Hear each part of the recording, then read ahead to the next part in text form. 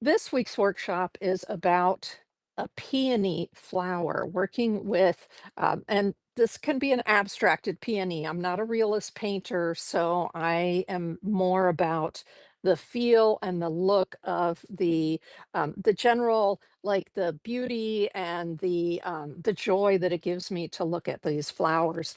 And my daughter, the inspiration for this week's workshop was that my daughter and her husband were driving from the San Francisco area up to Portland.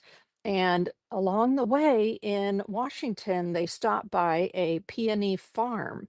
So it was a open to the public, a big farm where they could come in. And she knows I love good reference photos. She's given me other reference photos we've used for my classes, and so she stopped by a peony farm and took loads of beautiful pictures. So on my website, you can find these reference pictures. There's, I think, about 6 pictures, 5 or 6 pictures that I put up there. And it's under the events tab. So it's the event for this particular workshop. You can find these pictures. If you're on YouTube, all you have to do is go into the my channel community, and there's a post there with these photographs for you to print and use for this kind of project. So this is, I found it interesting that right in the center, the peony right here, you see there are 5 green sections in there, and then you have all this around it. And then most of the time they're like this, the 1,000 petals, right? All fluffy like that. But what I especially liked about this picture was the little buds. Oh my gosh, look at all those buds in the background. Just crazy. And then here's a soft pink one that I thought was just beautiful. And I love how it's almost like it's sitting on a cloud, isn't it? These little wispy petals down at the bottom there. And then I love when they get sort of like this, where they've already achieved their main blooming, and then they begin to wane. So that's what this one is doing here. And the head is falling just a little bit.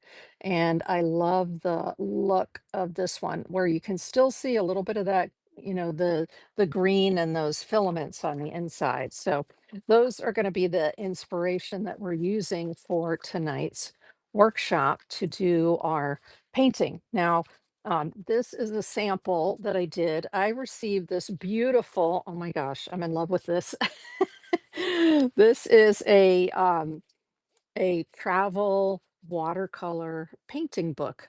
And so it's full of beautiful watercolor paper. It was sent to me by a company called Cuppa Clip. I'm going to show you here. They have a disposable palette also, but it's Cuppa Clip like that. And we're going to be using that palette paper today, but also I just wanted to show you, oh my gosh, I'm in love with this booklet that has um, hot press paper in it. That means a smooth paper, which is perfect for both illustration and urban sketching, as well as watercolors and mixed media. So this was some urban sketching style. This was just watercolor on here. And then this is the inspiration for this class. It is a peony and then some leaves, but the peony is painted on, do you see the book page in the background there? I used acrylic gouache to do that, which I'm going to show you in a second. And then the stem and the leaves are actually collage. They're collage papers that I painted. So we're going to do something like this. And so this kind of book, if it's a nice thick paper like this is, this watercolor paper, it's perfect for not only doing watercolor in it, but you can also do all kinds of mixed media in it as well. And I like that it has this little thing here to hold it closed or open, as it were. Another nice thing is as you're working on it, you see how it sits flat like that. So that as you're drawing or painting, if you want to do like a landscape or something like that and work on both sides of the paper at the same time, you can. But what I was saying about this is I love that I can use it to mark my place in the book. That's also a good thing about it as well. But I'm in love with this. This is my latest like favorite sketchbook. It's from Cover Clip. And then I also did another painting here in preparation for this workshop, and it was on, okay, this is a super interesting paper, but that is kind of the feel for a little bud and the peony here. See how it's just fluffy and big, and it doesn't look exactly like a peony, but it's my imagination of a peony, okay?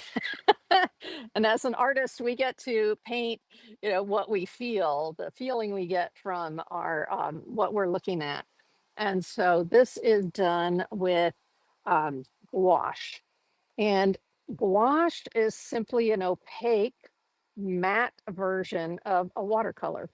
And there are two types of gouache. There's a gouache that is water soluble and a gouache that is not water soluble. And so on this watercolor paper, I could have done either the water soluble or the not water soluble because I was only working with the gouache paint itself. So it would lend itself to either using the water soluble gouache or the non-water soluble acrylic based gouache. But I use the acrylic based gouache. And the reason that I use the acrylic based gouache, what that means is when it's dry, it is not rewettable. A normal gouache is rewettable. I'll show you the gouache in a second. But what I wanted to show you here is that I painted the peony on this book page, and then I cut or tore the page out, and then I glued the page down into the book here. And here I was gluing all along here. So by gluing, I was using wet media. I was using something, a matte gel like this, an acrylic gel paint, um, that dries clear to put these down. So I needed this painting, this gouache, not to relift like a watercolor. Watercolor will resuspend if you put water on it, right? And then it smudges everywhere and it makes a mess. So instead of using the regular gouache, I used the acrylic gouache. So let me show you the difference here. These are some of my favorite gouaches for if you're going to start out with this kind of painting. Remember, it just gives you a matte finish. That's the beauty of it. So just like watercolor is rewettable and acrylic paint is not rewettable, you have a gouache that is rewettable, and you have a gouache, which just means an opaque matte paint that is not rewettable, that is acrylic based. So this is a regular gouache, meaning that it is rewettable. And for my students, if you're interested in trying gouache, then this one, the Pebeo set, is an excellent value and a great paint. Love that paint. And then this is my other favorite, which is a Winsor and Newton gouache set. So both of these are the water soluble gouache. That means they act more like watercolor. The difference is that they're opaque and matte when they dry. And a lot of illustrators love gouache. They love using gouache, and usually they're using something like one of these. Um, and I'll show you, this is some of the gouache, this Pebeo gouache and the Winsor Newton gouache on this plate right here. So this is just a plastic plate. And the interesting thing about this is if I can go back in here with a little bit of water, actually I did it yesterday. I went back in and you can reactivate the paint. So right here, I'm reactivating and moving the paint back around. So very similar to a watercolor, you can reactivate the paint just like that, except as you can see here, it's quite thick and it is a matte finish to it. Okay, so that is regular gouache. What we're going to use today and what I use to make this painting with is something called an acrylic gouache. So there are my favorite two kinds of acrylic gouache are the Turner. So this one is very economical, the Turner. So you can see here the tubes, they look like that. This is what the box looks like, something like that. Turner Acryl, see where it says Acryl, Acryl gouache. So if you ever see anything that's acryl or acryla, That means that it has an acrylic base, and once it dries, it is permanent. It's not going to re-wet. And so, whoops, if I hold it this way, you can read it. That is the trial set of the Turner acrylic, and it comes in all different. I mean, they have tons of colors, right? There are actually some specialty colors, like this is a pearlescent, and this is a silver. So there are some fun specialty colors you can get. The other brand that I like of gouache is Holbein. So this is a Holbein gouache, and this is a professional grade. The Turner, I would say, is like student. And I mean, you can also use it as a professional as well. Um, but the high end is this Holbein right here. So this is what the Holbein gouache looks like. This Holbein gouache is frightfully expensive, y'all. The reason I have these tubes is because they came in a bulk buy of watercolor that I bought, and it was like, oh, look, there's some gouache. Some acrylic gouache. Awesome, right? But I don't, hey, Mark V, welcome in, welcome in. But I don't normally buy the Holbein acrylic gouache myself. A dear friend of mine who's an artist who's in his 80s swears by the Holbein. He just, the only thing he will use, and he just buys like one tube at a time as he can afford it, is the Holbein acrylic gouache. That's his favorite. And that's a guy who's been painting for 60 years. So he knows his materials, right? But that's what we're going to be using tonight is the acrylic gouaches, the Holbein and the Turner gouache. Okay, and it's going to be a lot of fun. And let me show you again. I want you to notice when I'm holding this up to the light and I put it at an angle, you see how there's no glare there? There's no shininess, no shimmer. And that's what artists and illustrators love about gouache because I can put this on a scanner and scan it and there won't be any hot spots. Also, when I photograph it, everything here has a matte sheen so you don't get hot spots when you go to do your photography for your artwork. And that's why artists and illustrators love gouache. Let me go ahead and put that one away. So those are what I did in preparation for this workshop. So let me get that away. Um, the now when I knew that I wanted to do peonies for the workshop, then I go to my different books and I take a look at them and I see what some of the different designs are, design aesthetics. And some of my favorite design aesthetics for doing the peony flower are my Chinese painting books. So I'm going to be using them as well as these photographs as my reference for what we're going to create tonight. And here's one of my, this is a whole series of books called The Beginner's Guide to Chinese Painting. And they have several, I think 5 or 6 different versions of it. And this one is for painting flowers. And in here, there is a big section on painting peonies. So do you recognize this? Right here was from my my book over there, the little illustration that I did. And then they talk about the leaves, they talk about the structure of the branches here, which I think is very helpful, plus showing the color, right? The branches are kind of brown. And then here they're showing you the painting of a bud. What does that bud look like? And we saw it in that photograph I just showed you, all those buds sitting up on top of the bushes. And then it goes directly into showing you stroke by stroke how to paint several peonies, not just one. It shows you a side view. Oh, look at this. You see that center I was talking about? Let me see if I can show that to you right here where they put the center in. So you have that little bit of green and then those little yellowy orange filaments. Ugh, so pretty. And so here's what the finished painting for that project is. But there's even another project here as well. So I love this book. This is awesome for the subject of a peony. And then this is an old book. I forget when it's from, like the 70s or something like that. Chinese painting #2. So it's an old Walter Foster book. I like it. You see how big it is? So it really helps you visualize the strokes in there. And so there's a Chinese painting 1 and a Chinese painting 2 that have this old style on them. And inside here was the inspiration for, it shows you kind of how to do it. And then you see the white and the little bit of yellow.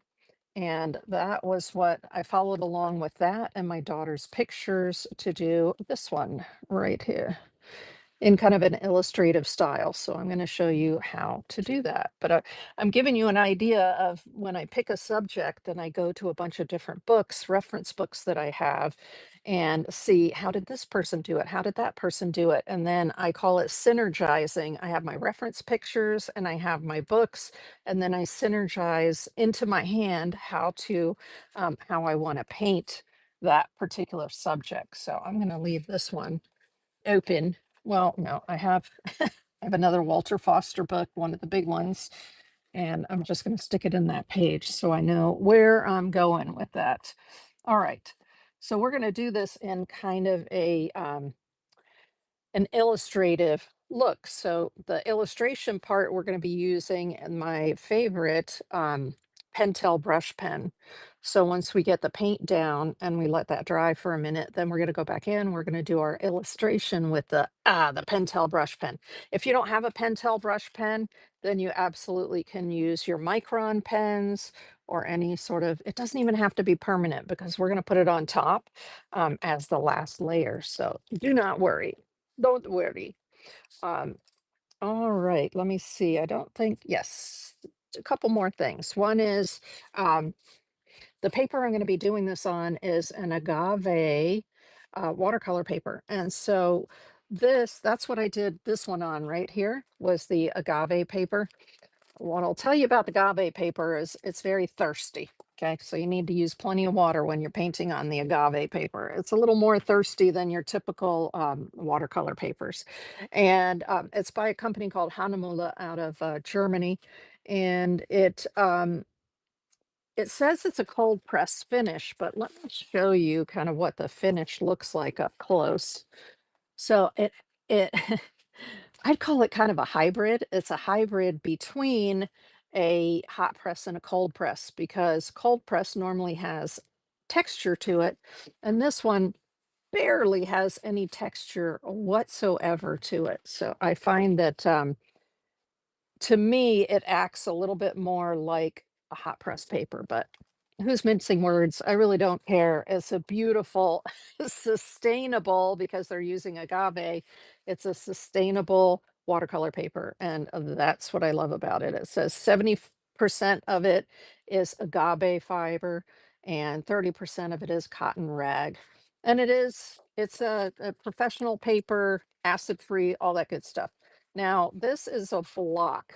So I don't know if you're familiar with watercolor paper comes in loose sheets, and then it also oftentimes comes in blocks. So this is beautiful. As we're painting with it, the edges of it are glued. So the edge here is glued, here, and then on top, there's only a little tiny area right here where there's no glue. And that helps to keep your paper flat as you're working on it, which is great because if you use a lot of water with your paint, it can tend to curl up like crazy. But this is a block, so it shouldn't do that. And then the other thing we're going to do is we're going to be using some paper, like old. We're going to paint our peony on old music or an old book page. So for instance, something like this. So that, and then we also have a dictionary page here. So I'm not sure exactly how the paper is, this old music paper is going to take my painting because it's very delicate and it may fall apart. So my backup is an old dictionary page that I have here. And then after we paint the peony, we're going to do some collage. And so I just have some random painted, these are papers that I painted myself with acrylic paint, or you can use store-bought Lordy knows. Okay, let me show you just one little bit of store-bought artist collage paper that I have. See, I have tons of rolls of this stuff. And so you can see these beautiful papers here that I can use for collage. So no worries there. I have plenty of collage paper on hand for building the collage. And when we build the collage, we're going to want to use some of this acrylic matte gel medium that I showed you earlier. Now, if you don't have the acrylic gouache like this, just use fluid acrylic paint. So that's going to be acrylic paint that's either in ink form, or what I like better is the, for instance, the golden high flow. So here's what the golden high flow looks like, or the any of your little bottles with the fluid paint in it. Those will also work fine. So we're not going to start with the watercolor paper. We're actually going to start with working on top of our pages like this to paint a peony. So we're going to go over top of the table, and I'm going to get this these things together so that we can start painting on top of these papers with our acrylic gouache. All right. I'll be using some of these pictures as my inspiration. Like I said, I kind of like this one a lot right here, this picture from my daughter that she just took. And so let me fold this. This is 8.5 by 11 paper, and I like to print 5x7s, two 5x7s. So she sends me the picture, and then I just tell my printer I want two 5x7s, and it'll print it on one piece of paper like this. And it's very convenient for when you're painting. Let me see if, ooh, I think I can use my camera stand to hold that picture up. Okay, so I would suggest maybe I do that. Can you see the picture that way? Maybe I can move it this way and you can see the picture. There, yes. I think you can see the picture now. Awesome. I love when that happens. So we're going to be using the gouache paint, and we're also going to be using this cup clip palette paper pad. So I love when I'm painting, especially with an acrylic base paint, I love using a palette paper. And it was interesting. I'm now teaching some live classes over near me at the Herrig Art Center. And one of the students said she had never heard of palette paper before. And she said she's absolutely in love with it. It's working out so well for her, which is awesome. I love to be able to share something like this. So Cup of Clip has a new palette paper out, and these are a smooth surface that you can squeeze your paint onto when you have paint that has a little bit of body to it. And then you can do your color mixing and before you go onto your uh, artwork surface. So I'm just going to move set. Look, I have a massive handful of brushes because I was like, I don't know which brush I'm going to want to use, you know. So I put like a million of them over here for myself. All right, so let's get this here. And so I'm setting my palette paper off to the side. I got all my brushes over there. Let's see, I want to make sure that you can see that. Yes.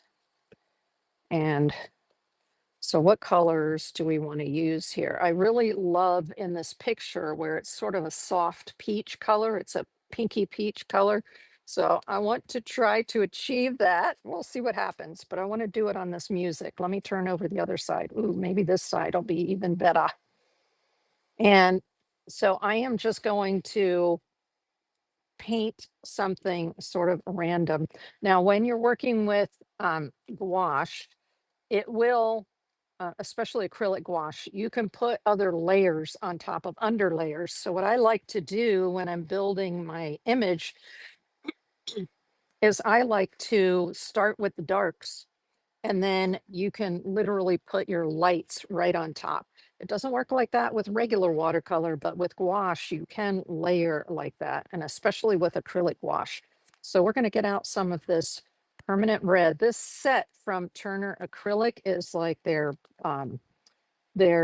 introductory set or their mixing set. And I like when a mixing set gives you a green. Yes, I can mix a green, but it's just so convenient to already have a green in the set. And that's why I also showed you this. If you wanted to use regular water soluble gouache, this Winsor& and Newton Designer's gouache also has a green in the set. So if you're going to get just what I call a small mixing set, try to look for one of the ones that already has green in it. Then you're not wasting time doing a lot of mixing between your blue and yellow to get your greens. So we're going to start with the permanent red because we've got kind of a pinky orange here, orangey pink. And then I know that we're going to need the yellow. So I'm just going to set the yellow aside here. We're definitely going to need the white. So I'm setting that aside. Um, and we're going to need the green initially. Okay, so I'm just going to set these aside over here. And then I have these Holbein gouache. That was the Turner gouache. And definitely I want some of this orange, right? Because we're looking at like a pinky peach color. This misty green will be good for some highlights on the leaves. And then this yellow is similar to the yellow here. Um, this yellow is light yellow and this is permanent yellow. So this one is going to be a little bit darker. But you know what's cool about these kind of paints is that you can actually look on the label and here it says permanent yellow PY3. That's the pigment code.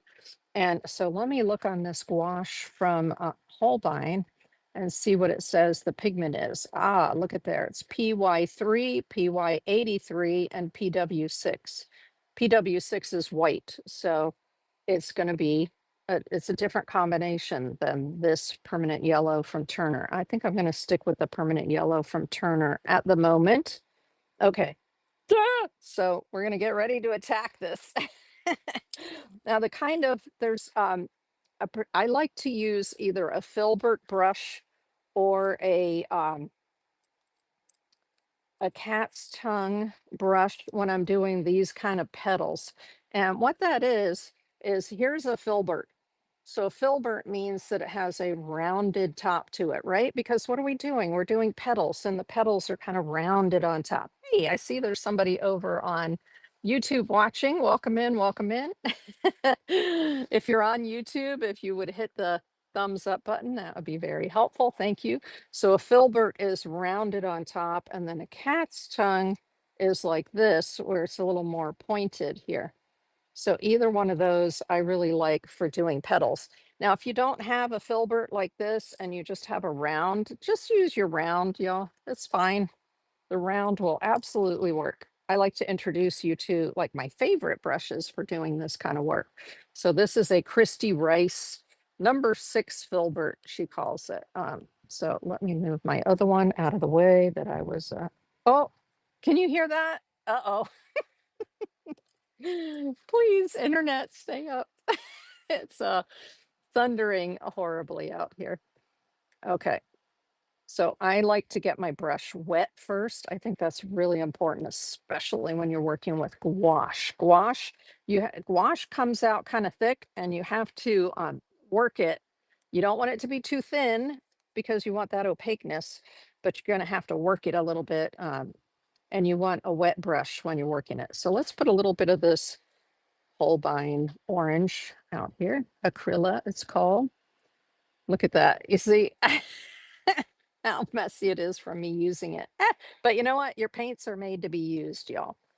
Do not sit on your paints and say, oh, they're so pretty, and then not use them. Don't do that. Okay, so I'm using this Cup of Clip palette. And now, oh, I'm going to need some yellow. And I'm definitely going to need a bunch of white. So I'm just putting little blobs out here because you can always add more, right? Okay, come on. Why don't you want to come out? There, it's coming. Come on, yellow. You can do it. Eat. Okay, I got you. Nice.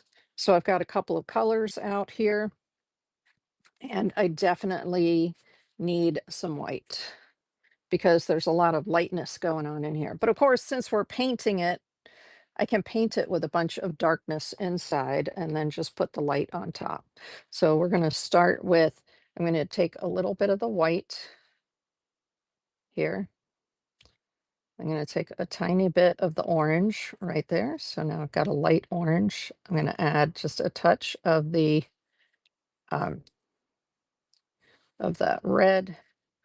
Ooh, that's pretty, but it's way darker than what I'm seeing here. So let me add a little bit of yellow in there. Sometimes I like to lighten with yellow instead of lightening with a lot of white. Okay, now we've got kind of an orangey color. I want it to be a lot more pink. So this is what I do. I sit here and I just add different colors until I kind of get what I'm looking for. All right. Usually I buy a big white, by the way. Um, in the other room, I have a massive tube. I don't think it's in here. I'm just looking real quick. I have a massive tube of the Pebeo white. The same company. They make big tubes, and but those big tubes of the Pebeo are the regular white, the water soluble white, not the acrylic white. Okay, so I have an excellent background color here that I just mixed. It's kind of corally, which is what my flower looks like here that attracted me to that flower. Now I'm going to put a little bit more white out here because I'm going to be working on lightening it, right? I'm going to start with the darker areas. Actually, before I do that, hold on. Let me just, I have a brush rest here. So I'm setting that on the brush rest. Before I do that, in the center of the flower, remember I was showing you before how there's like this really interesting green bit in the center and then little tentacles and some yellow. So let's just drop that in first. Here, ooh, this is an old brush that I bought off of at a sale. It's a Kolinsky Sable Richardson brush. This is a beautiful soft brush, perfect for this kind of thing. And what I'm going to do is I'm going to grab a little bit of the yellow. But that is like, woo, that is hot, sunny yellow. Let me tell you, it is too bright. So I want to add just a little bit of green to it to do that little center part. I'm going to do a little bit of green. Just like you only need a little. And you're trying to maintain the opacity. You don't want too much water. So you're looking for that Goldilocks moment, right? Not too much water because I don't want it to act like a watercolor. I want it to act like a gouache. So I need it to be a little bit thicker. I'm adding a little more yellow to that. Nice. Okay, so now we've got an interesting looking green here. Fabulous. So that was this green that comes in the set, which is what they call permanent green middle. And they tell you it's a PB15, which is a blue, and a PY3. So they've made the mix for you there. Oh, nice. Okay, I like that. I like that. So I'm going to actually start with the center of the flower just to kind of give me a reference point. Okay. And this flower has a lot of petals to the right and a little bit fewer petals to the left. So I want to give myself plenty of room over here for petals. I'm going to go with it right about here. And all I'm doing is sort of building a part of what's underneath there. I don't have to get too crazy with it, just a little bit, just a little bit. You're like, all that effort just to put a couple strokes in? It's true. Okay, there we go.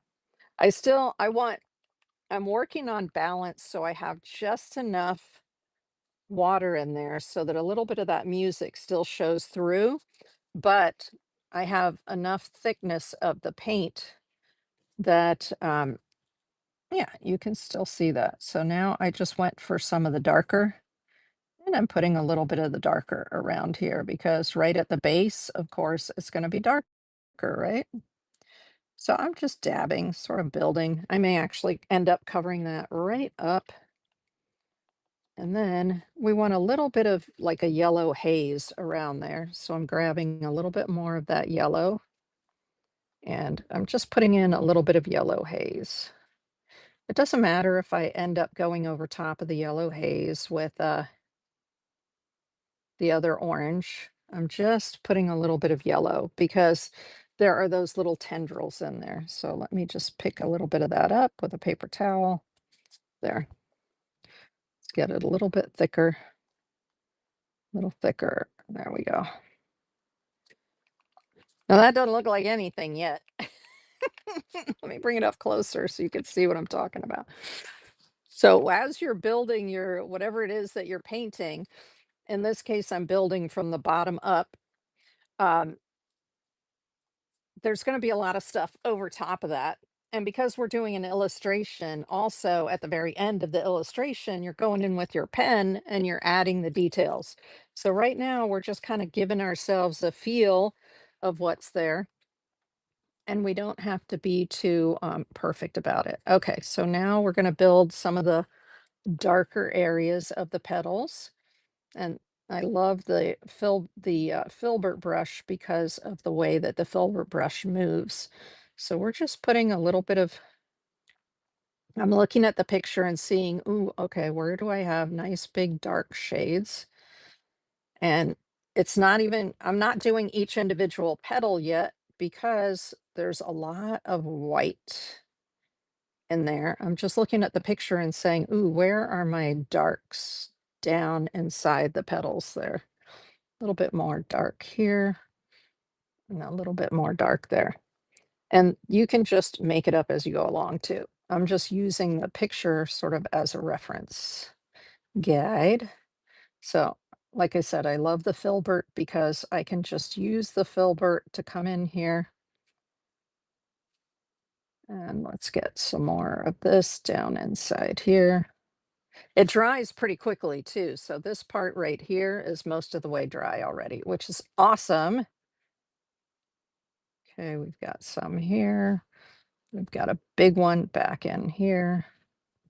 So I'm just looking for the darks right now. And then I'll be adding some white to that paint that we mixed, in order to get gradients, right? So then I've got a little bit along here and I've got a big one that comes over this way. Okay, and then I've got a little bit of more dark down in here. And I've got one that sort of comes this way and out like that. Okay. See, it's semi-opaque at this point with the amount of water that I have in there. Okay, so there's a little bit of this going on over here. It's like a whole bunch of them. All right, like that. Got some more in here. So I'm just looking right now for the darks. And I'm noticing that as it's dry, it's drying lighter than the color that I see while it's wet, which is perfect, actually. And I like it that way. So we've got this one that comes along here. We've got another one that sort of sweeps in this way. And then, so don't worry too much because you can go over top of this with lighter versions. So there's a little bit right here. There's another one right here that sort of goes like this. And then another little bit over here. Okay, lovely. I think there's a little bit more out this way. Okay, do you see something taking shape there? Let me lift this up and sort of slide that over there. There we go. So it's more in the center for you. Um, Now I'm going to look at it. I'm going to look at my picture. I'm like, there's a little more like complexity coming into here, right?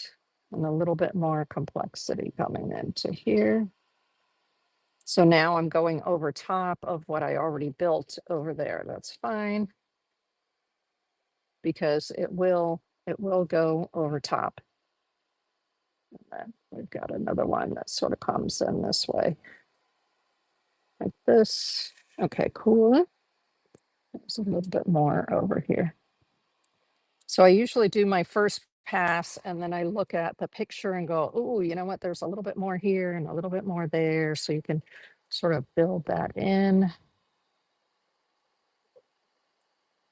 There's a little bit more there. And I'm just seeing now there's a little bit more coming in here. And then, do I have everything? Okay. I want it to be a little bigger and fluffier over here, so I'm just going to add another one right in there.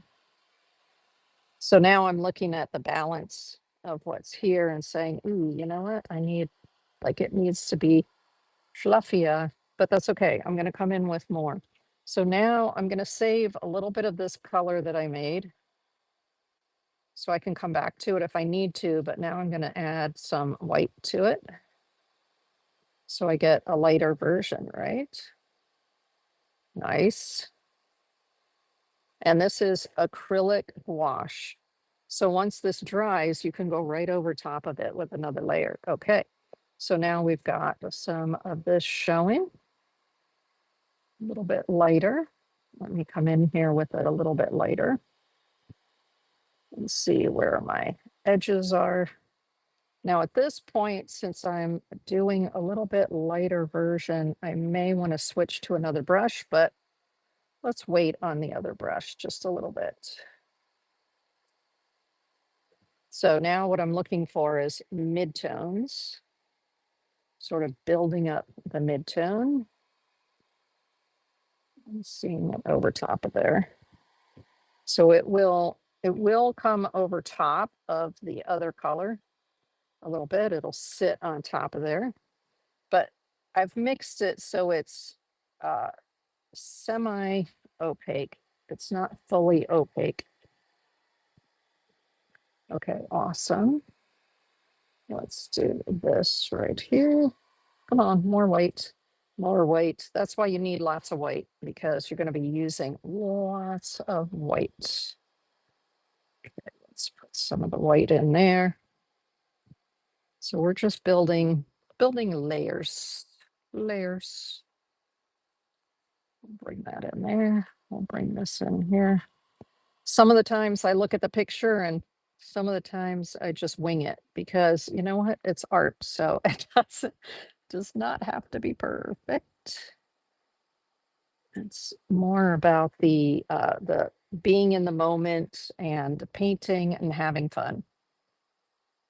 And so there's a little bit more of that in there. And a little bit more of that right down in there.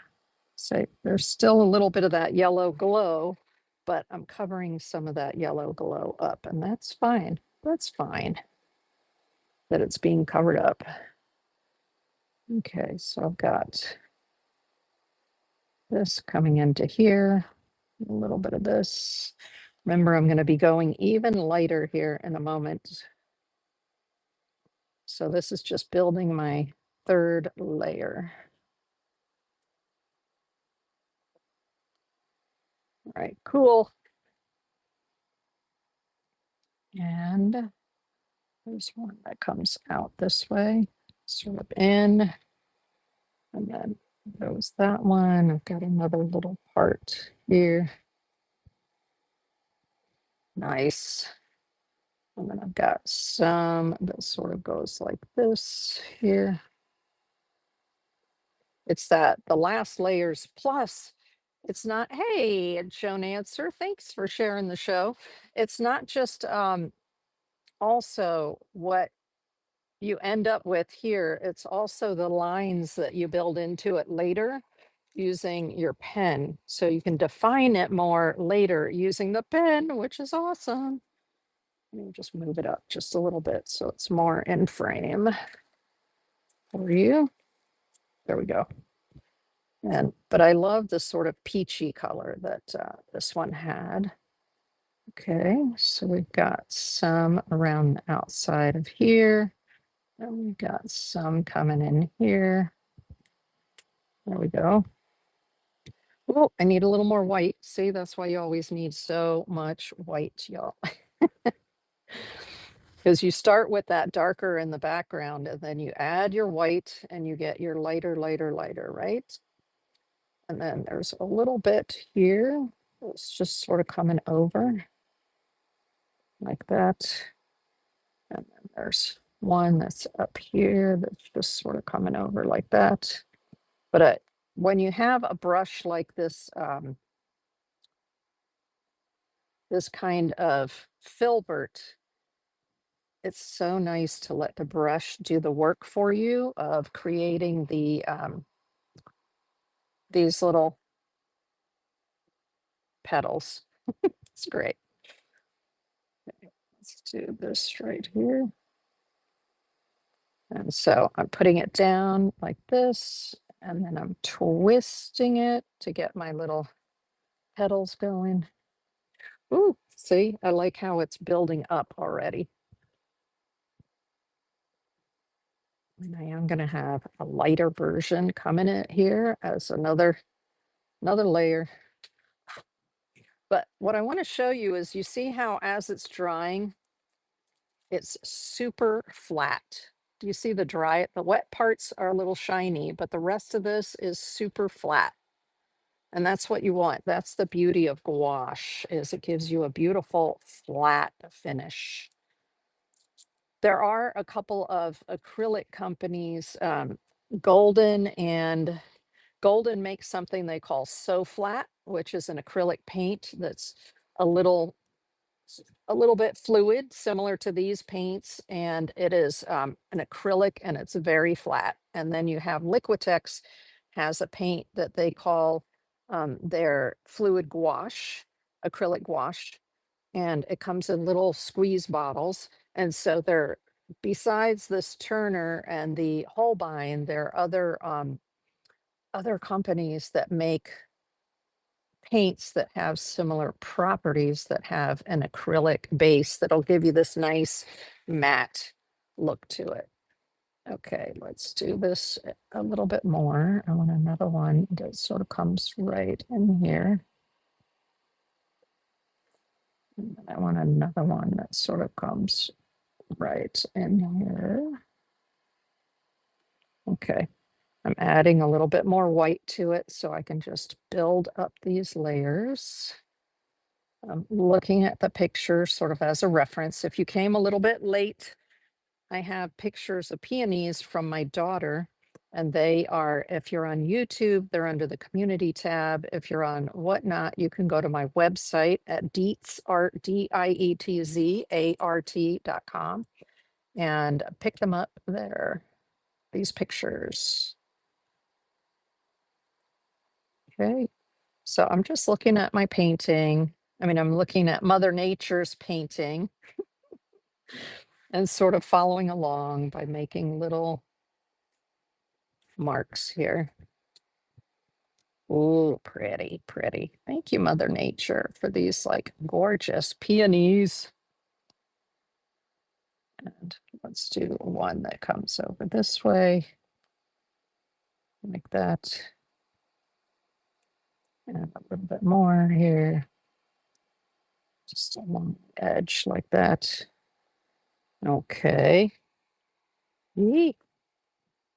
I need some more of the lighter petals back in the back. Let's do this one out here. You can see how when I'm putting this light color on, it's beginning to cover up some of the darkness. So let me bring it up closer so you can see. See how that's kind of covering up some of that darkness underneath? That's perfect. That's what I want. That's what's beautiful about these opaque gouaches, is that you can build up those layers and that dark sort of peeks through, but it doesn't overpower what it is that you're doing. All right, let's look here. I need some more over here. And I can feel that my brush is beginning to get dry. So I'm beginning to get brush strokes, what are called broken brush strokes. So I just put a little bit of water on there and then reach back in here. There we go. So you want to keep that fluidity or not. You may like the look of the broken line, but ooh, I'm happy with where we're going so far with this. Yee. Okay. Just looking at the picture and then adding more and more and more. in the background here.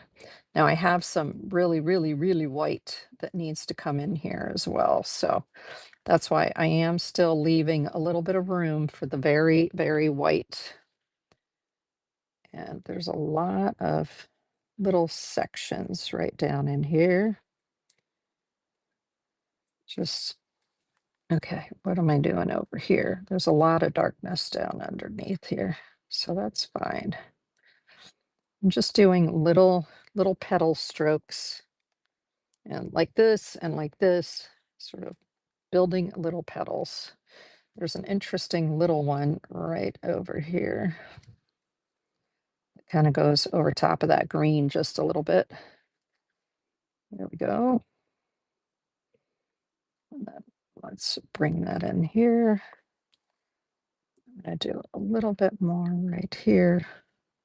So I'm building up these lighter layers. Wonderful. I'm thinking that I may be ready for more white at the moment. Okay, let me see. How's that looking? How's that looking? Ooh, I like it. I like it. I like it. I like where it's going. I love when they have these wispy little light colored ones down below here, where it's just like a wispy little one there, little petals. Okay, how we doing? It's looking like it's kind of following along with that. Now I've got a lot of paint on here. Let me just add a little bit of water. I mean, a little bit of white. How about a lot more white? Yee. And when I go in to do the white part, this brush is just a little bit big. Let's try it. If I add just some white to the top of my brush here, like that, what I'm wanting to do is I'm wanting to just use the top part of it. So I'm dipping back pretty regularly. Okay, so we've got some of the lighter there. So I'm constantly going to be dipping back. So I've got nice bright white right here. So I've got some brighter white. Oops, not quite as white as I want it. Let's add a little bit more white in here. But what's nice is you're going to see the way that it sort of sits on top here. I'll bring it up in just a second so you can see what I mean by it sitting on top of the other bits. Okay, so let's grab this, and there's actually sort of a little frilly area right there.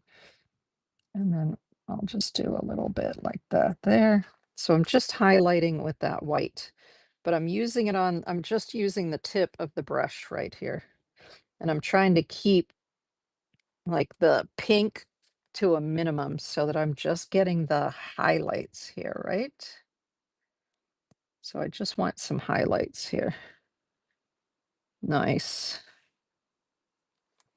Just little bits. Oh, that is fun. Okay. I'm having fun. I hope you're having fun watching. Feel free to put questions in. I'm watching the chat over on YouTube and my chat over on Whatnot as well. So we've got a nice area right here. We've got some highlight in here. So if the white is too much, you can always come back in and lessen it down by putting a little bit of pink over top of it, right? Because that's the beauty of gouache. Even if you're using a non-acrylic gouache, the beauty of it is that you can come inside here and you can go over top. You want your strokes to be kind of confident, like right over top of it. You don't want to work it. Oh, a whole bunch of people just popped in. Thanks for joining us. I am doing a painting lesson right now where we're using an acrylic gouache to do some to paint a peony. And the peony we're working from is a picture that my daughter took this week up in Portland, in the Portland area. She visited um, a peony garden and she knows I love her reference photos. So she sent me some reference photos that I can paint. So I'm sharing that with you tonight and using some, I'm working on top of a piece of old music, an old music sheet that was going to be thrown away, and we saved it. Yay. Okay, my brush is getting dry again. So every so often you want to dip it in the water to be sure that the paint is going to flow off of it. Oh, okay. We've got some nice light out here and some light coming in this way. And now what I'm doing is just sort of putting some highlights on some of these petals out here, adding a little bit more light like this where I think it can use it. Okay, fun. And now I'm noticing that the last couple strokes I'm putting on are not as white as I would like, and that is because the I dipped the brush in water, and so that caused it to blend with that little bit of pink that I had underneath there. So I'm going to throw a little bit more white on there because I do want a little bit more whiteness in a few areas down here. And then I'll be ready to let it dry for a moment. Okay, so we had a little bit of whiteness down here and a little bit of whiteness coming in here. So I'm just putting it on the tip of the brush here. Ah, I like where it's going. I like it. I like it. And then over here, we had a bunch of whiteness in that area and a little bit right here. How about some right in there? And just a little bit around the outside there. Nice. The thing with the acrylic gouache is that once it dries, it's permanent. So whatever's left on the palette is going to not be re-wettable. Okay. Yeah, I'm looking and going, wait a minute, we need a little bit more fun activity out here with little bitty bits that are sticking out the side, right? Because those are going to have, there are a lot of little highlights right here. Okay, so we're going to come in here like this. Oh, there we go. I likey. Mikey likes it, right? Tee. If you're old enough to remember those commercials, the old cereal commercials. Okay, there we go. That's good. I think I can use just a little bit more right there, like that. All right, I like what I see. Let's see what it looks like on camera. Looks good. That looks good. Now I want to zhuzh up the middle here just a little bit more. Just a little bit of zhuzhing. Oh, you get to the point where you're like, don't touch it. I know, but there's just like, hey, I want to touch it. I want to put just a little more here in some of these areas. There we go. Loving it. Loving it. Okay. Put down your brushes, right? Yee. Okay, so I'm done with this brush, which is the filbert. And now I want to do a little bit of detail in the center right here, which the center part is dry. All right, so since I want to do detail, let me grab a small brush. Ooh, so this is a Princeton Velvet Touch brush. And I love these with your watercolors, but they also work great with acrylics. So since this is sort of this acrylic gouache is a cross between acrylics and gouache, which is a type of watercolor. These are the perfect hybrid brushes for that. So what I want to do is I want to get, let's see, it's no more. It's dead. It's dry, and that's it. So I want to get a little bit of this orange. And let's mix the orange with a little bit of the pink so it's not so like in your face orange. Maybe mix it with a little bit of yellow. Is there any yellow left? No, the yellow is dead. Let's put a little bit of yellow here, just a tiny bit. So I like to use what's already on my palette if I can to kind of build from. Come on, you can do it. Just a little bit of yellow. I only need a touch of yellow. Okay.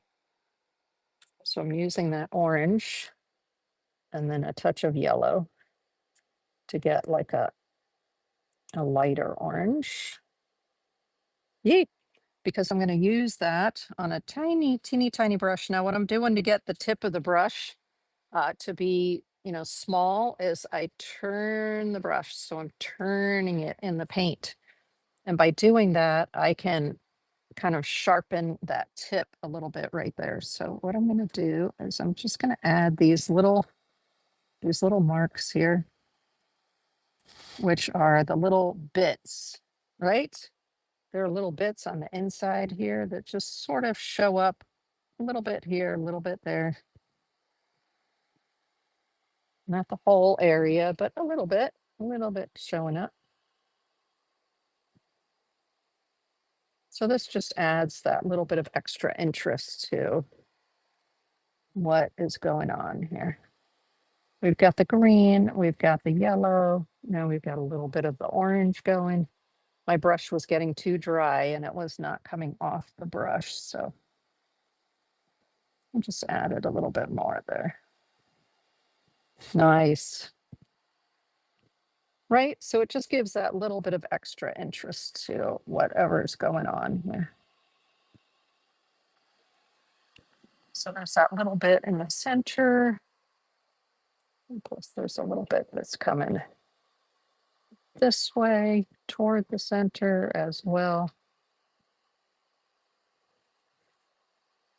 Okay. See, it only just needed that little tiny bit in the center there.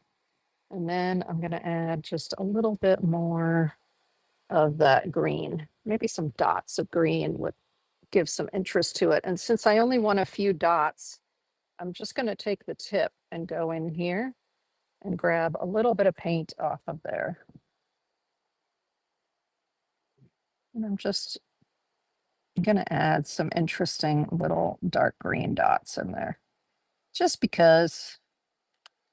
There we go. Okay, cool.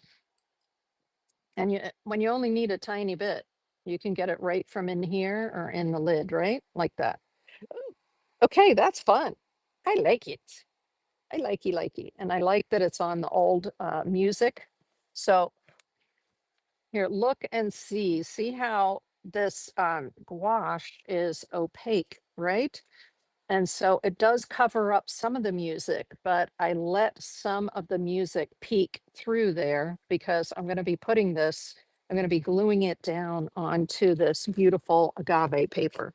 So this is the agave watercolor paper from Hanamula. I like it because it's sustainable. So it's 70% agave, which grows really fast, and then 30% cotton rag.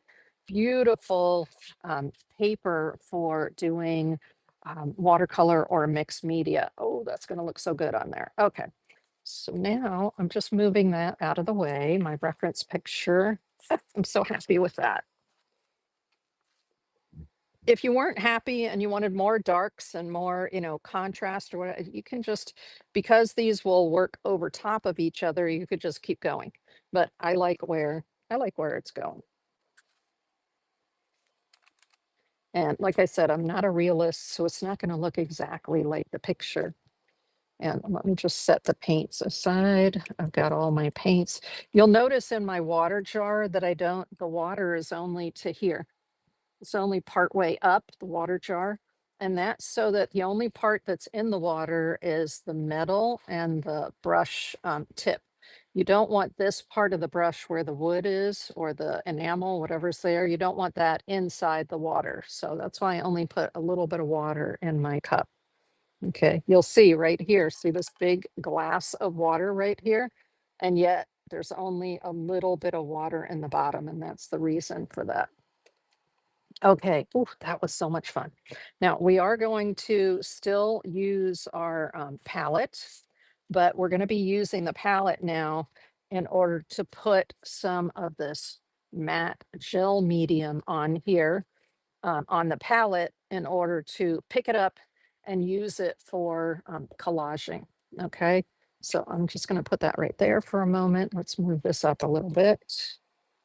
Let's move this out of the way. Ooh, it's time for a drink break. Mm.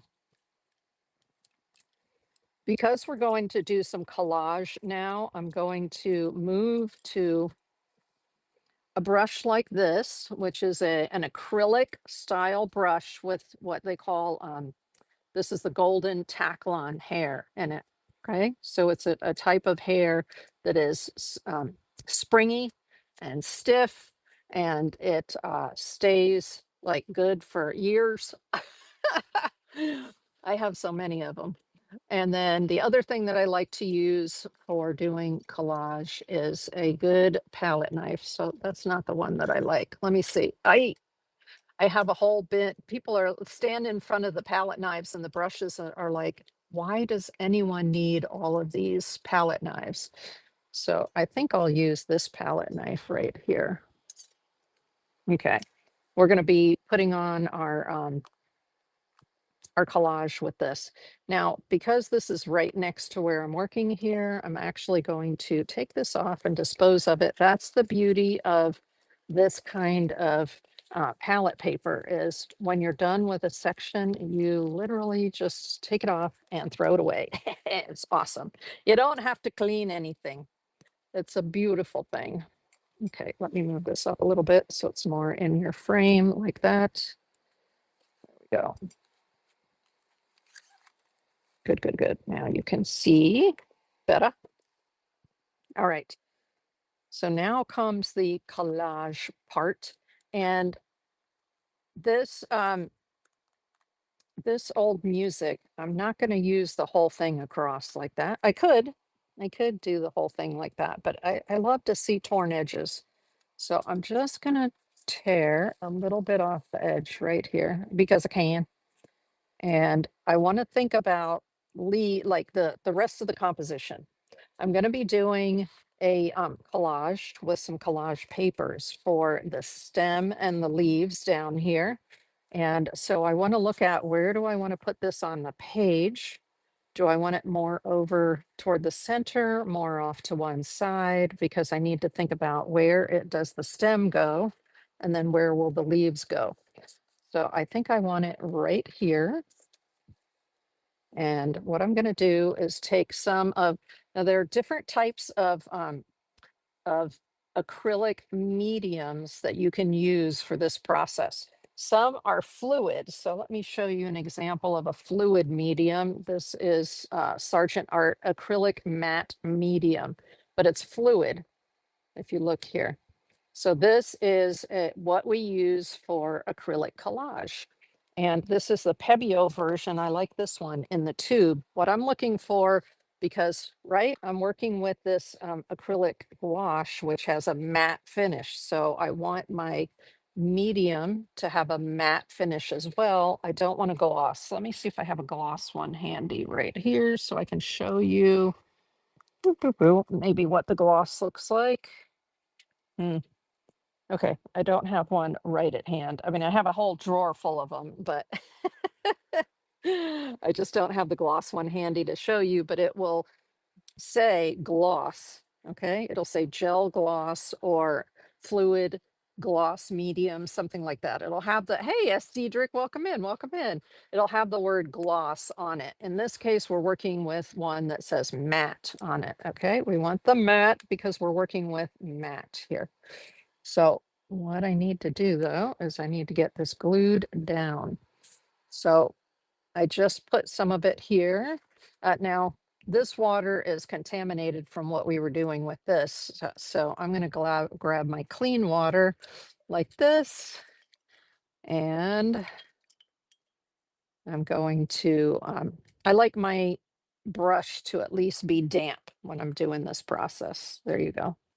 I don't want the ferrule, that's this metal part, to drip, drip, drip down. So I'm just wiping off the ferrule so I don't get lots of drips.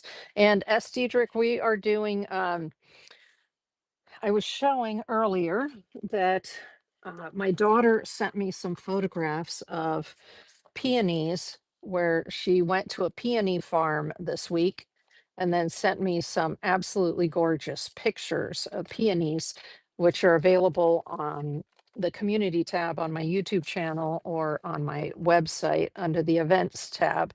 And so you can see here, right, these beautiful peonies. So I was using this one that has kind of a peachy look to it as the inspiration for painting this using um, this kind of acrylic gouache because I like that matte finish that it gives it. And this was the inspiration piece here, like that. So the concept is you paint it in gouache and then you are going to glue this down, and then we're going to get some papers, some collage papers, and we're going to glue down the collage papers, and then we're going to do the illustration on top. Okay, so we'll come back in. So you don't have to always be like 100% happy with it at this point because we're going to come back with the illustrator's pen and work on top of it or not. It's up to you. It depends on how confident you are with that, right? So now that I have the this positioned where I want it, the paper, this old music that I got from Salmon's Girl on Whatnot, I'm going to take a bunch of this gel. And now, like I said, this particular paper, this agave paper, I find to be very thirsty, and that means you have to put a lot on because your first layer is going to just like soak right into the paper. So let me get my brush a little bit wet again. Come on, more water. To be sure that I've got plenty of water on there. Okay, cool. So I usually will do this in sections like this. And now we can go right over top of the paper. Look at that. Oops, I didn't bring it down far enough. Look at that. More. And that's the beautiful thing about the matte medium is that this matte acrylic medium will just dry to the same matte look as the paper, which is awesome. Oop, and I need a lot more, don't I? Because I'm almost out.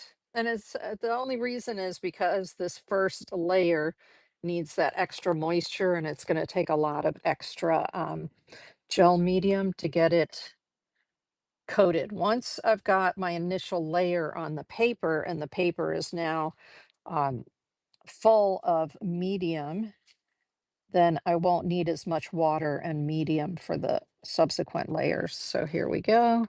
I'm just pulling this back a little bit here to where that's not attached yet.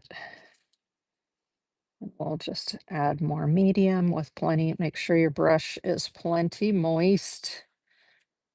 And don't worry about going outside where your paper is. It's going to dry matte, so it's going to look exactly like the paper once it dries clear. Okay, let's try that. And now I can go, as long as this is dry, I can go right over top of it with the matte medium. Isn't that cool? Yeah, that is awesome. The only place that might not be dry yet is right in the center there that I did last. So I'm being very careful. Just carefully going over that. But the rest of this, you don't have to worry about. It's already dry. And you can just go right over top of it. Isn't that amazing? That is amazing. I love collage. Okay, let's make sure we have plenty here. Put it down. Now, I explained earlier that the pad that I'm working on is a block. This agave paper is a block. And what that means is, yes, the paper is bowing just a little bit, but it's not bowing a lot because it's actually glued on all four sides with a teeny tiny area right here where when the painting is done and dry and flat, then I will put a palette knife in here and go around and remove that paper. Isn't that awesome? That is awesome. Okay, switch those around. That's a little bit better. Um, okay, so now we've got that down there. I see there's a little bit of dryness. So if there's dryness underneath, there's a tiny bit here. I just got some gel medium on my brush and then I sort of work it inside there. And you know what? It just tore a little bit, but it does not matter. This is a fun collage. So the fact that there was a little tear doesn't matter. I'll bring it up so you can see where the little tear was right there. But does that matter at all? No. It does not matter at all. Welcome in, welcome in. I see there's some folks over on YouTube, and we have some new people coming in on Whatnot. And today I am doing a demonstration of painting a peony illustration with acrylic gouache paint. And that's what's done here.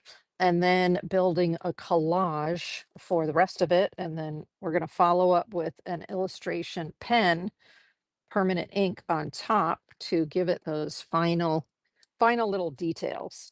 Okay, so let me get some papers now. Now we have to do some auditioning here in this other area. We have a stem to build. And then we have some leaves. So I thought I looked through some of my paper stashes and I have these really cool, isn't that awesome? That's a beautiful paper. Now you can tear your papers, but you can imagine if I try to tear this paper with all these little leaves in it, I don't think that's going to work really well, right? So I'm going to make the top part of the stem here a little bit darker because it would be underneath these petals, right? And so I think for this particular use, I'm going to cut it a little bit like this, just sort of cutting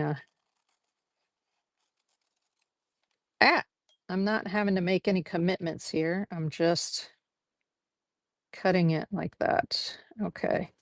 And then I want to see, I probably need to cut it right about to there. So if you prefer to tear, then knock yourself out, tear it instead. And let's see, this is the audition stage where I look and I'm like, okay, interesting. I've got some writing on there, but does it look better like that? Ah, no, I've got to make it go like that. Well, that's not the right position for it then, is it? No. Okay, so now I'm going to do it this way. And what I want to do is I want it to be more like that. And nope, it needs to be more down like that. And not only envisioning where I'm going to be putting the paper, I'm also envisioning where are the leaves going to go because I have some leaves to put on here. So if I put this over here, like I was just doing, then there's no room over here to build a leaf because the paper ends right here. So I need to give myself a little bit more space there in order to build, maybe put one leaf out here and then a couple of leaves over here. Okay, so I want to share with you my thought process of where am I going with this, right? Now I want to do that so that it goes around there. This needs to come here and sort of go around there. Let's try that to make it look like it's coming out of that area right there. Nice. Okay, coolio. And then, like I said, I really like this. So I'm thinking that I will just, I'm going to cut this like right there, like that. Okay. And then I want to do some of this. Oh, it's so pretty. So pretty. So I'm going to do something similar. Let's see how wide. Put a little bit off here. But that's too wide. Okay, that's all right. I'll just start it like right here. Oh, what direction do I need it to go in? I have to check it every so often and just sort of see what direction I need that to go in. Okay. So here we go. So if I'm imagining it coming here, yeah, and then just down like this. Okay, cool. So I'm just going to bring it like this. And then it can get a little bit wider toward the bottom. That's fine. Nice. Oh, fabulous. Okay. Fun, right? Isn't that fun? I love these exotic papers like this. They're awesome. Okay. And I have more papers like this too for leaves. Um, and if you wanted to, of course, you could throw some paint in the background. Maybe, ooh, I have this like gorgeous light green. Okay, so before I glue this down, maybe I'll do that. I'll just put a little bit of this light green in the background here, just for the heck of it, to have a little bit of color in the background and nothing too organized, something that's a little more loose. So I'm going to take this fan brush. Let's get her wet. And I'm just going to get the fan, a little bit of paint in the fan brush. Can you see the little bit of paint in the hairs there? That way I can just sort of do this and get some color on there without it being too overwhelming, like too solid, right? There we go. Just getting a little bit on there. Just so there's a little bit of color there in the background. So I'm not working on a white background. Oh, fun. And this is the acrylic gouache. So it's going to dry quickly and it's going to dry to a permanent. See? Ooh, fabulous. All right, just a little bit more. Maybe if I dunk that in water just a tiny bit, I can get up a little bit more of this. Okay, there we go. Just sort of finding a way to unify what's going on down here, right? I can always do the same thing with a little bit of light blue up here if I wanted to for the sky. I'm just trying to create some sort of something in the background. There we go. A little bit of water, a little bit more. Yee. Okay, cool. Right. You're probably standing in front of the store, in the store looking at the brushes going, what the heck would I ever use this brush for? Now you know. Oh, there is a use for all those brushes, y'all. All the brushes. The reason they make them is because those crazy artists are like, you know what I really need right now? Right? Nutso. Okay, cool. I like it. I like it. It just gives you a little something in the background. So I'm not working on top of white. Let me move this up a little bit so you can see it a little bit better. The paint I just used is the misty green color of Holbein acrylic gouache. They call their acrylic gouache acrylic gouache. Okay, so now I'm going to be ready to put some more gel medium down. It's almost dry. I'm not going to worry about it too much. That's the beautiful thing when you're doing a collage. I tend to be messy. And then I just use acrylic pens on top or permanent ink like this and bring it all together. So it may look like a hot mess in the beginning, but then it'll come all together. Trust me. It's true. It will. Okay. I can either put gel medium directly on here and then lay this down, but right now this is just slightly damp. So I want to avoid doing that. And in lieu of that, I'm going to take hold on a second here. Where are you? There we go. So oftentimes you get these in the mail, right? These ads. And so I hang on to them and I use them for when I'm doing collage. So I'm going to flip this piece of paper is going to go onto my composition like this.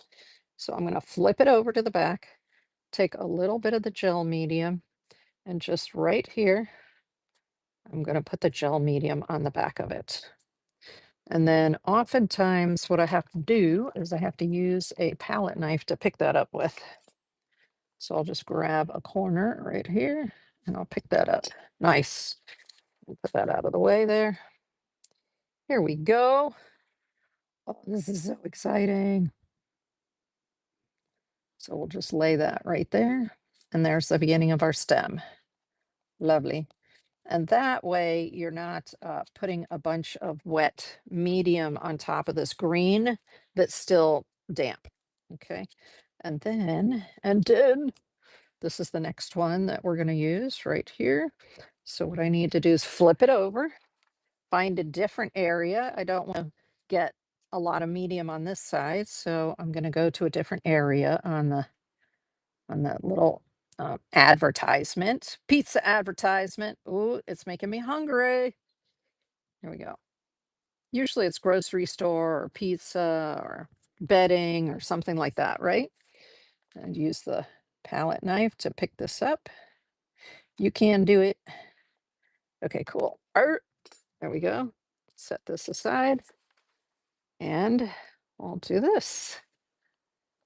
And welcome in over on YouTube as well as my friends over on Whatnot this evening. Hello, hello. Okay, that way I've put it down. I have my stem and I did not disturb the background. Now what I'll do sometimes is take a paper towel and push it down to be sure it has good contact. There we go. Now I may decide later just to paint right over top of it. So, it's not, don't be too precious. You don't have to be overly precious. All right.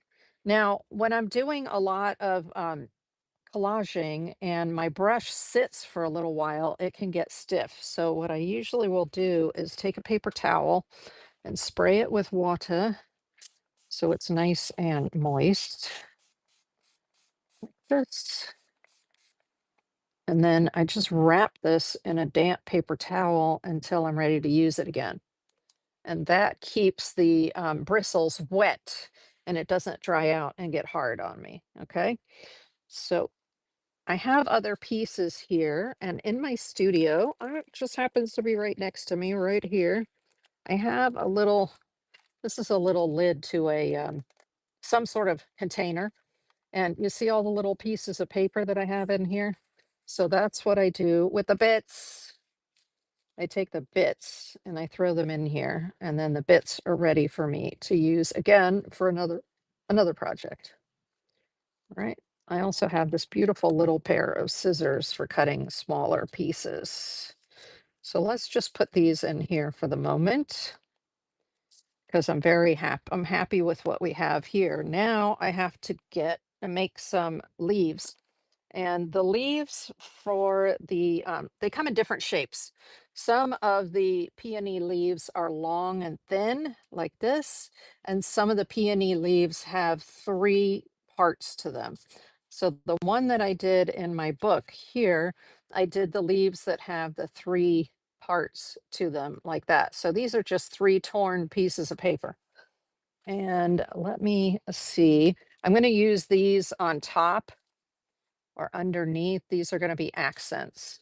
So what I've done is I've painted some paper. So hold on a moment. Let me get my painted papers here. So I painted papers. This is just newsprint paper or rice paper, or some of these are actually old dictionary pages. Let me see. One of them here looks like it's an old dictionary page or a page from a book. Yeah, this is an old dictionary page. Can you see the writing underneath there? So this is just acrylic paint that I put on there. And if I want a lighter color, I mix my titanium white. I mix this one in with it, the golden high flow titanium white. And then I can make these different colors of paper. So you can see here, I have these different greens that I've made. So do a paper making session, like a paper painting session. It doesn't have to be expensive paper. And then give yourself a variation of colors from lights to darks of greens, purples, blues, that kind of thing. So this is like the really dark green that I have there. And then there's the middle green, and then I have light green, and I have a whole bunch of other colors in here. But I'll just sit down for a painting session and I'll just paint a bunch of papers. So the nice thing about these is you can tear them nicely. So or you can cut them. Either way. So what I like to do with the leaves is I like to have at least 2 colors and maybe 3 colors on the leaves myself, just to give them some interest. But that's where I think this might come in, where I can add a little bit of interest on top of these other torn leaves. So yes, I'm gonna need sort of maybe I want to use some more of that brown. Let me see. What do I have here? There's not a lot of contrast. Let's see. Here is, ooh, look at what I have here. That's kind of fun. I took a poetry book and I just used acrylic markers and made those lines on it. That's kind of cool. That looks like it might go with it. I'm just looking for something to create the little stems from that the leaves are going to come off of. So this is kind of interesting, right? And what do we need? We need something that comes off of here. So just something sort of skinny. Let's see. Maybe I can tear it. And that'll give it a little bit more interest, right? I'll just tear a bunch of it and then see what I have. Notice there's no acrylic paint on the back side. It's just on the front side here. I just want something that is a branch that I can do my leaves off of, because some of them have the single leaves and others of them have these a branch off that has 3 different leaves. So I'm going to put 2 leaves over here and 1 leaf over here, I think, or maybe a leaf that's part over top of this. So let's just what do I want to do here? Yeah, something like that, maybe. Okay, I can do it like that. That'll work. And then I'll just do that. So I love tearing paper. It's okay to cut, but I also love tearing it. Let me see, is that good or should I do it this way? Maybe I should do it that way instead. So that's fine, like that. Boop. And so what am I going to do? I'm going to take my brush. I'm going to put that piece on there. So this is still going to be nice and damp from being inside this cloth. So now that under paint is dry, that green is already dry because what? It was the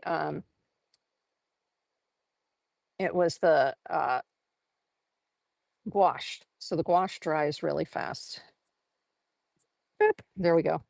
So now we have a piece of painted paper as our stem. All right, now let's start looking at leaves. What are we going to do for leaves? I think I'll do one with this.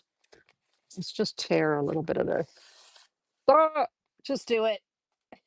You'll feel better after tearing your paper. I promise. Okay. So I'm just sort of doing the shape of 1/2 of the leaf. So it's going to stick up like that. Nope, that's not good enough. All right, little bits here. Okay, there's part of one.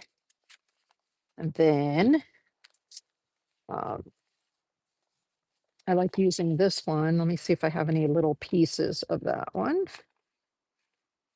Nope. Okay, so you can see I was cutting and tearing this one yesterday. So let's see, this one is going to be our main piece right here. So it's something like that. And then the one on the bottom there, I can do, maybe I'll do some of this. Hey there, what is it? God of War Cards Collectibles. Welcome in, welcome in. I'm doing some collage this evening. First, we painted with acrylic gouache, and now I'm doing some collage work, which is tearing painted papers that I've painted. And I'm creating a 3-part compound leaf, which is what these peonies have. Okay, so that actually needs to go like this a little bit, boop, because I want this to go on top. So I want it to reach up a little bit here,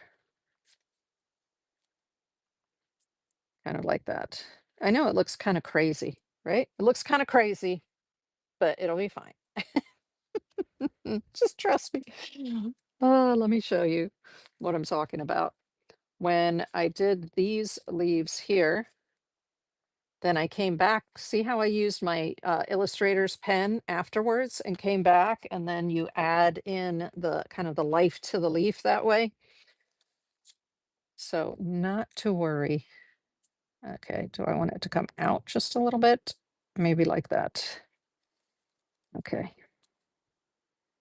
There we go. So that's my three-part sort of compound leaf there. Let's build another one coming maybe down here like this.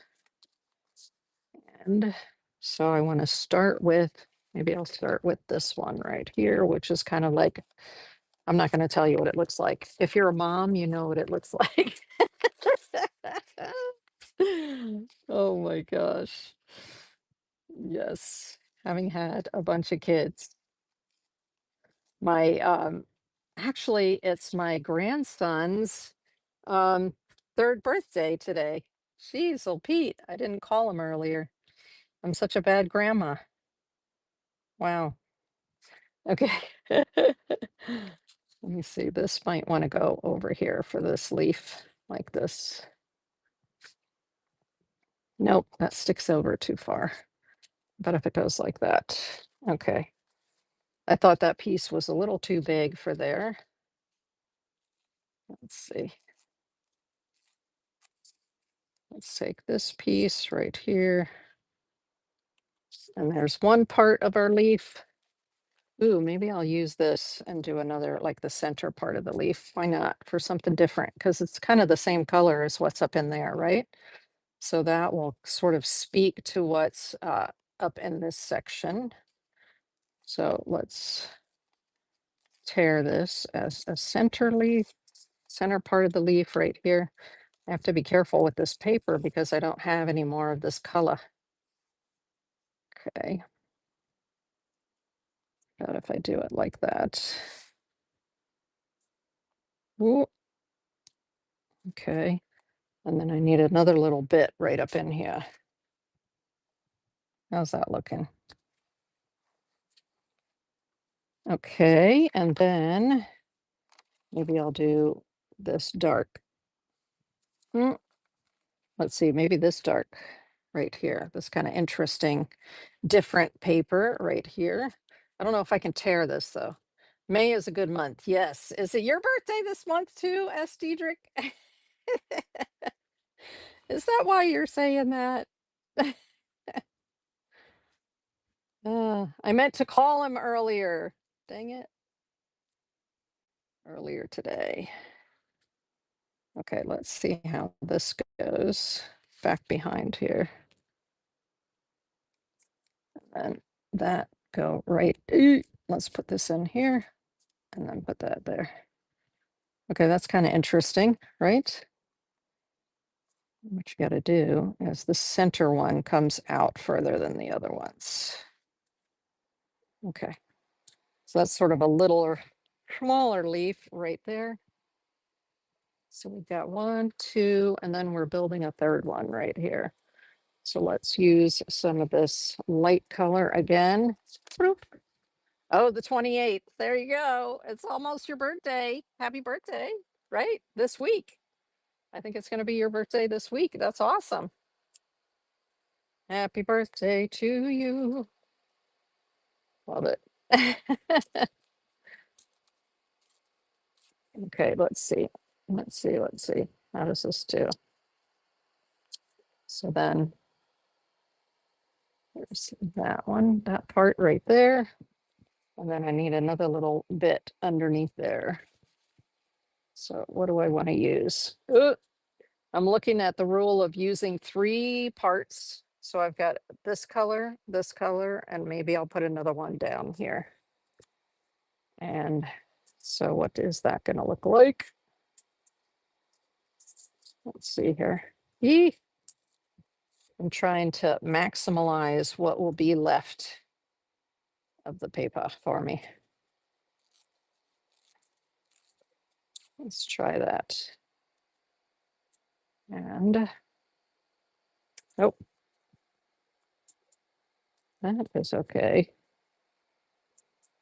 So that's the thing, cut or tear, because if you cut your paper, you can imagine this goes a lot faster, right? But when you tear the paper, then it takes a lot longer. Let's do this, put it up underneath there like that. And then put this one here like that. Okay, how's that one looking? This needs to come this way just a little bit more. Okay, nope, that way just a little bit more, right? You got to play around with your positioning. I love that, where you can, I call this auditioning. And so I'm auditioning what's here. And I'm not too worried about it because I have some more papers here that I can put on top of that once it is glued down. So this actually may need, instead of having that crazy angle down like that, do I want to do this one up just a little bit more? Like this. Now, part of what I do as I'm building an artwork is I look at my mat and I see, because I don't want things to go, maybe that's okay if they go off the edge of the paper, but I'm looking here to see what my composition looks like. And I need to bring this in that way just a little bit if this is the way that I want it to be. You look at the edge there. Yeah. Yep. I need to bring it in. Otherwise, it's falling off the page. All right. So what I might want to do is change the way that this one is positioned, right? I can do that. I can change the way it's positioned and bring it up like that. And then I'll be more in balance. Do you see what I'm talking about here? That's why I'm constantly like pulling this out and looking at my artwork, and that helps to drive decisions as to what I'm going to put where. Okay, so let's do that. And then we need to get to some glue in here. Yee. So this is still wrapped in my wet paper towel, which is awesome. And of course, we're going to work from the one behind first. So I need to lift this off and just glue this one down. So I'm putting glue on the bottom and glue on the top. A lot of people like to use fluid matte medium for their, when they're doing collage. And I prefer a matte gel medium because just for me, I find the gel medium has a little bit more body to it, and I'm more comfortable with that. Okay, let's do this.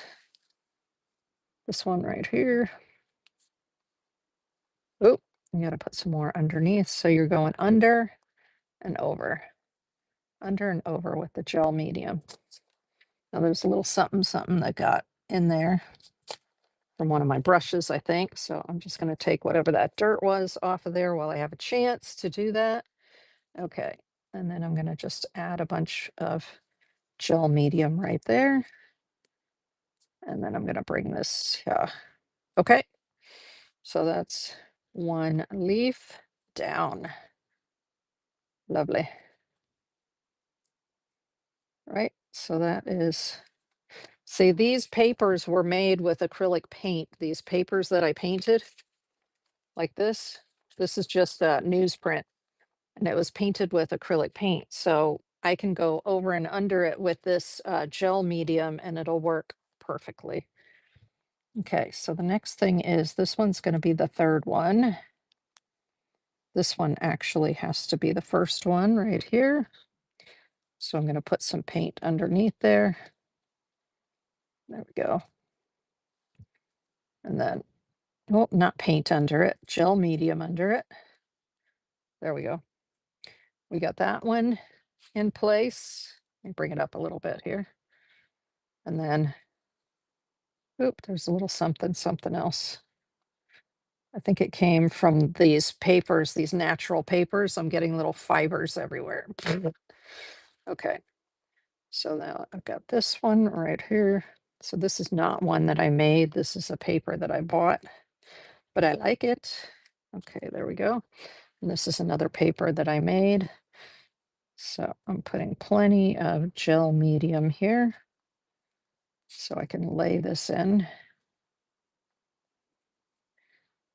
Where do I want to lay that in? Right there.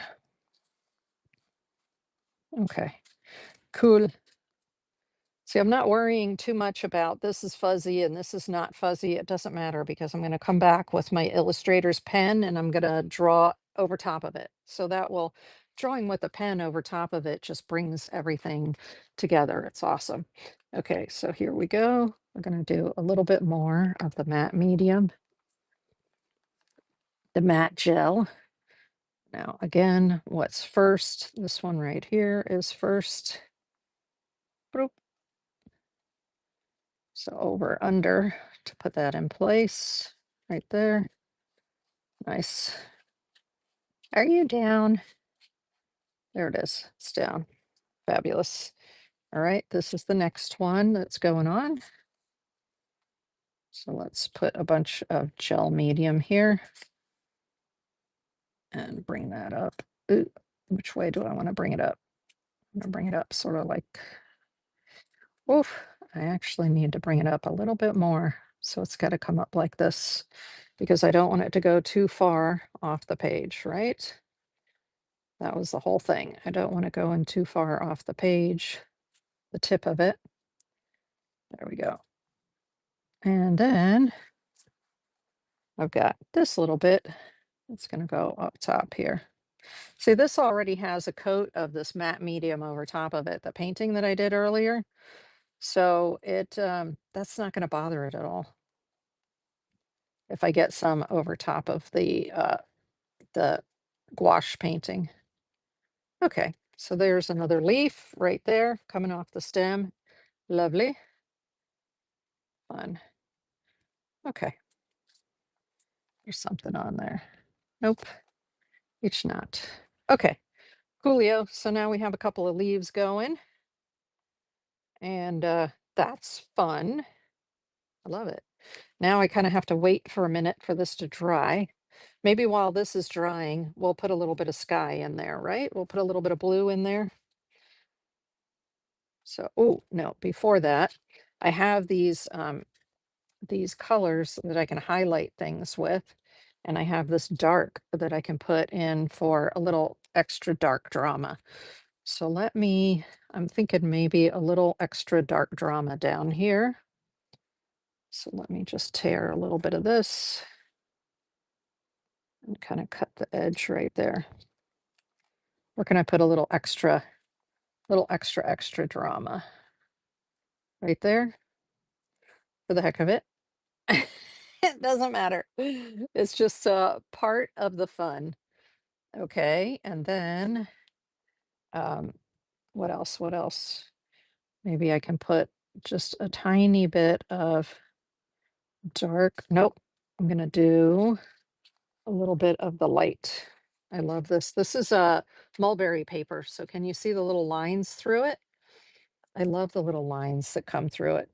Okay, let's just tear some of it and see what we get. I love these crazy torn edges. Okay, there's a little piece. Where do I want to put that? Do I want to incorporate it over here maybe? Just for something different. I have a little bit of medium over here left on my brush.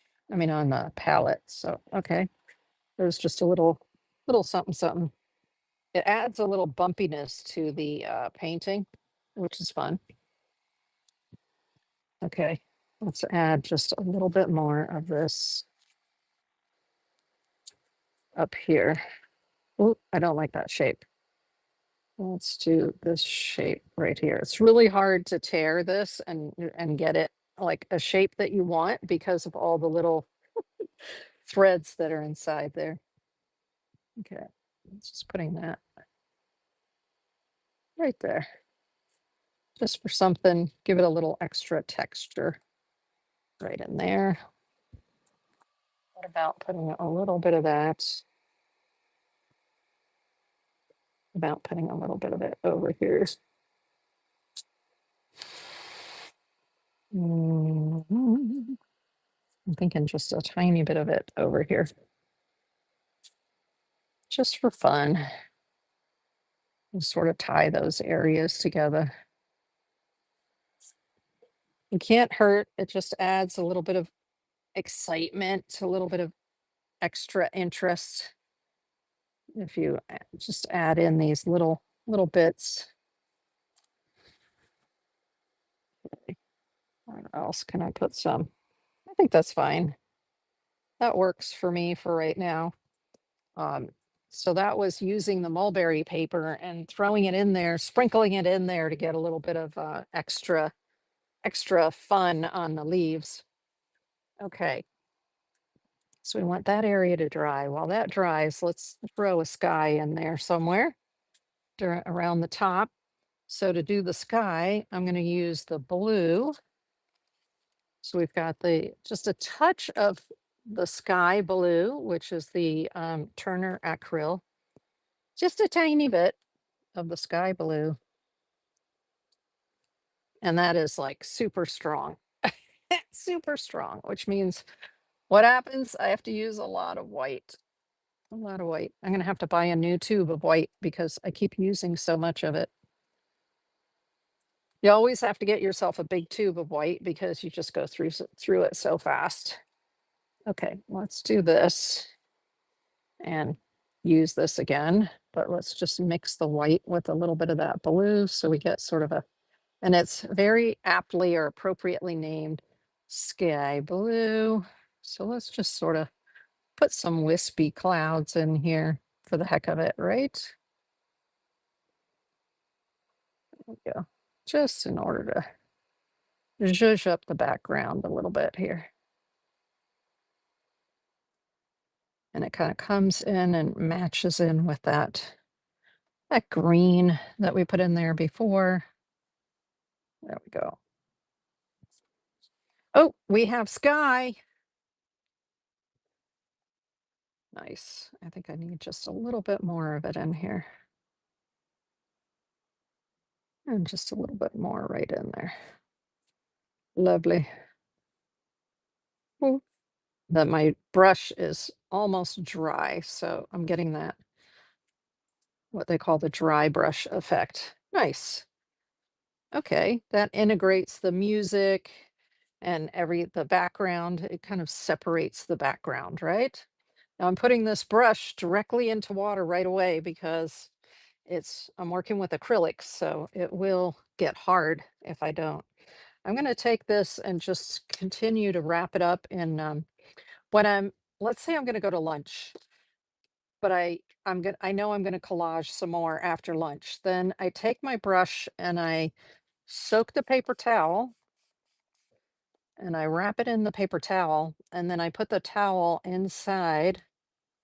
I put this end of the brush inside a baggie and I ziplock the baggie closed so that, and just leave the brush handle sticking out.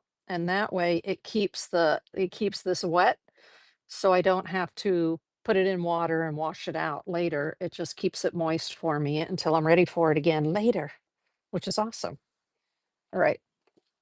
Let's see how we're doing dryness wise. I have a heat tool underneath here. Now, we've been putting a lot of wetness on here from the gel medium.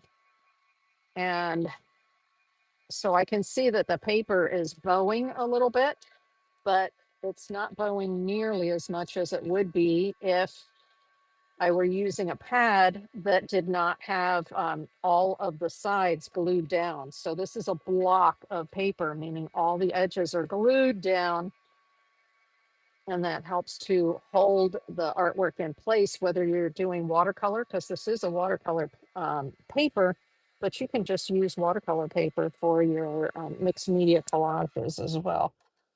Okay, lovely. Now, the reason I did that is I want to get all this gel medium and things dry before I go on with this Pentel brush pen. So I'm going to be using the Pentel brush pen to do some illustrative outlines. And to me, that's when everything really comes alive. I mean, it's a cool painting as it is, but let me tell you, once you add this magicness, this is the Pentel Pocket Brush Pen, and I love this. It comes in several different colors. So at Dick Blick, I think they have the Sanguine, which is like a nice reddish brown. Then there's a sepia. This one is the sepia. You can tell what color it is. And then there's a gray and black. You can tell what color it is by the ring right here and by the top right here. So that shows you that that's helpful when you're working with more than one at a time. And let's say the gray and the black, you can, and you don't have the lid on, you can tell here what color it is, right? And so I love using the sepia a lot, for which is the dark brown. I use that a lot. And then if you want really bold lines, you use the black. So let's use the black. I like that it posts. Posts means that the top goes on the back end, and that way it's not rolling around and you don't lose it, and it helps for holding it too. All right. So this is actually the driest part right here. I'm going to use my little book that I did earlier as sort of a guide, because you see the way the peony, the edge of the peony flowers, where did I put the pictures? Come here, peony pictures. Just looking for them. They're buried here somewhere. But if you look at the edges of the peony flowers, they're all ruffled. Okay, come on, peony flowers. Huh. You know, I'm only sitting right here and yet I can't find them. Isn't that crazy? It's like, where the heck should I put them? There's that, and there's that, and there's that. Oh, well. Okay. Well, they have been swallowed up by all the goodies that I have in my studio here. Anyway, the edges of the flowers have these little dips and valleys and areas where they're curled and all of that. So we're going to use this idea on the flower up here. So let me just sort of set that right there so we can see it. All right, you can do it. I'm trying to get that to stay. Stay. Okay. So that you can see it. And then I'm going to come in with this. Man, I know I stuck the pictures right over here. I want to kind of have an idea. Oh, there they are. Okay. I put them the other way. So I want to have an idea sort of, you see how there are little ruffles all over the edges of those? So I'm actually going to put that here as well. Beef. Propping it up in front of me. So I have both references. And then I'm going to do a little bit of work inside here. That's why I said you don't have to worry too much about exactly what it looks like, because you're going to come back with your illustration later and sort of define some of these uh, petals. See here, right? So I'm just going around the edge here and I'm defining some of the petals. And so I kind of like to do the ones here on the outside, and even where there's not paint, you can also just draw one in. right? And go right over top of that. So I'm just illustrating. I'm drawing some petals in here.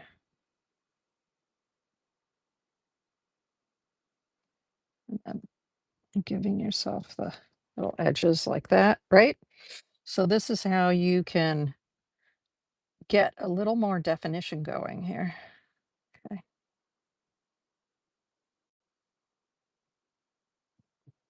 And then this goes actually like this. So that's one that's folded over like this. So you just go around the flower and you do all of these little petals. You shape all your little petals. And this is just going to go right down here like that. Yeah. So it's not the what you initially put on there is not your end all and be all. You can do this to create your design. Love it. And there we go. Another one because there are bunches of them together like that. This one actually has a lot more petals than the initial one that I painted. Because this was a study, so I was just doing it very simply. This one has a lot more going on. So I would spend more time going back and forth between my reference photo and what I have here in order to complete the illustration on top of that, um, on top of the paint. Now, for the leaves here, I'm going to show you what I like to do for the leaves. So just make sure everything's dry because you don't want to get wet medium into this brush tip. Otherwise, you'll ruin the brush tip. They're not very expensive to purchase these pens, but hey, it's better if you don't mess it all up, right? So I'm actually holding it similar to a Chinese brush.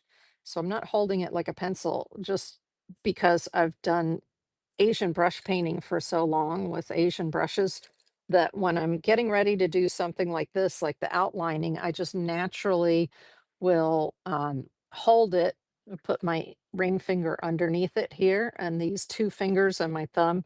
I naturally hold it like that because I'm just very comfortable moving my wrists like this, holding it like a Chinese brush.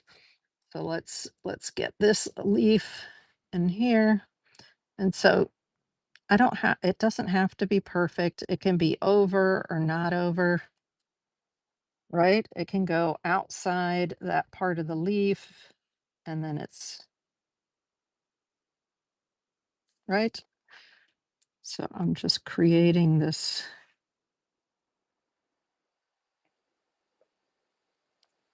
There we go. So I just created the outline for the leaf. So let me do this because I think that you may not be able to see that very well. Let me do this and move it up so you can see a little bit better. So this is where I'm just grabbing this, holding it like the Asian brush. This is where you're defining those tips. That's why I didn't worry too much about this paper being torn. It doesn't matter because I'm going to come back in here and I'm going to draw the tips right around it like this and create the outline for the leaf. So it doesn't matter. Let me bring it up closer for you. So let me bring it up closer for the flower and then bring it up closer for the leaves so you can see the concept of what I'm doing here. Now I can also do that for the stem. I can just bring it out around the edge of the stem like this. If I want to, bring out the stem, have the stem show a little bit more, then I can outline the stem, right? Don't worry about being on top of the paper, not being on top of the paper, just knock yourself out and have fun. So here we go. I'm bringing it from here. And I'm purposefully waving it a little bit just for fun and artistic expression, right?